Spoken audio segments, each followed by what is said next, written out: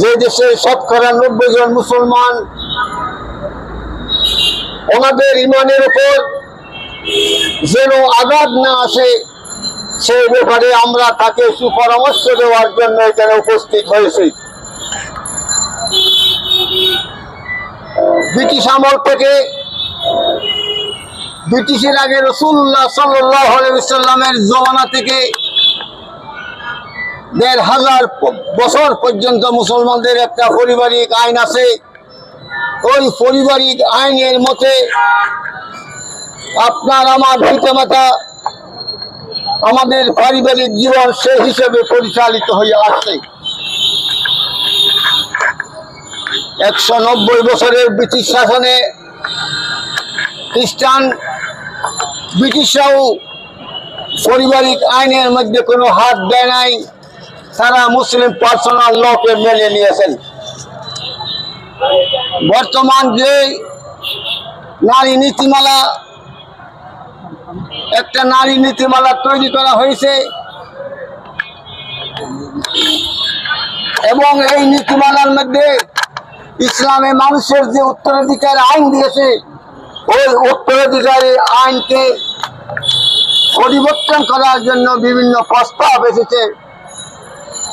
আমরা স্পষ্ট বলে দিতে চাই, মুসলিম পারিবারিক আইনে কোনো প্রকার রদ বদল করা চলবে না।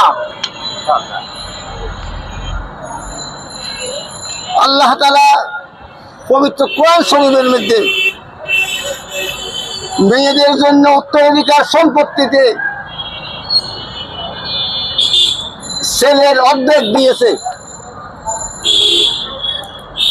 এবং ওই মেয়ে যখন বিয়ে হয়ে যায় সে স্বামীর পক্ষ থেকে মোহরানা পায়, সে তার পিতা থেকে পায়, আরো বিভিন্ন জায়গা থেকে সে অনেক সম্পদ পায়। এই জন্য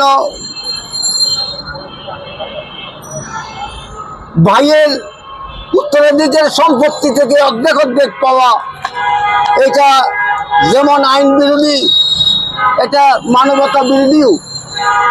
এই ধরনের কোনো আইন এই দেশের কখনো গ্রহণযোগ্য হয় নাই, ভবিষ্যতেও গ্রহণযোগ্য হবে না। যদি সরকার মুসলিম পারিবারিক আইনে হস্তক্ষেপ করে, এই আইন যদি পরিবর্তন করতে চায়, তাহলে দেশের মধ্যে আগুন জ্বলে উঠবে। তখন মানুষের আন্দোলন অন্য এক খাতে প্রবাহিত হবে। এই আন্দোলন সরকার দমন করতে পারবে না, কারণ সরকার 80-90 জন মানুষের চিন্তা চেতনা এই মুসলিম আইনের সাথে সম্পর্কিত।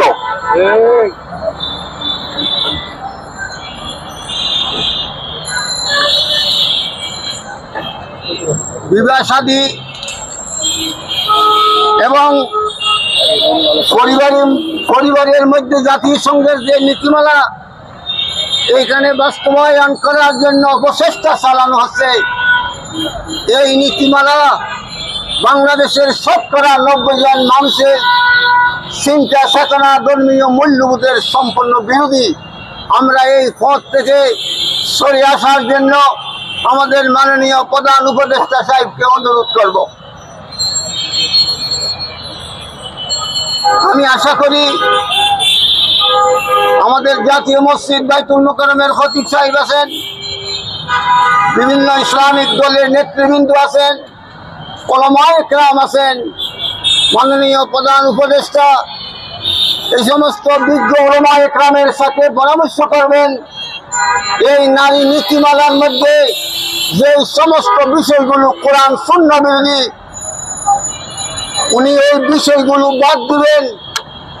উলামায়ে কেরাম, ধর্মপ্রাণ মানুষ, বিজ্ঞ আইনজ্ঞগণ যেগুলোকে সমর্থন দিবেন, এগুলো যদি শরীয়ত বিরোধী না হয়, তাহলে এগুলো বাস্তবায়নে আমাদের কোনো আপত্তি নাই।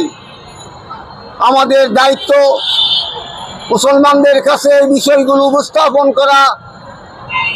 আমাদের পত্রিকার যারা সাংবাদিক ভাইরা আছেন, মিডিয়া কর্মীগণ এসেছেন, আমরা আশা করি আমাদের এই ধর্মীয় দাবি দাওয়া, পবিত্র কোরআন সুন্নাহর এই নির্দেশনা আপনারা এগুলো সংবাদপত্রের মাধ্যমে এবং অন্যান্য মিডিয়ার মাধ্যমে জাতির সামনে পৌঁছাই দিবেন।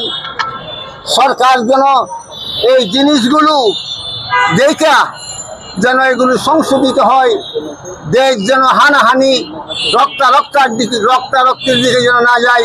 আল্লাহ তাআলা যেন আমাদেরকে তৌফিক দান করেন। আমাদের ডক্টর ইউনূস সাহেব যেন এই জিনিসগুলো ভালো করে বুঝেন, এই তৌফিক কামনা করি।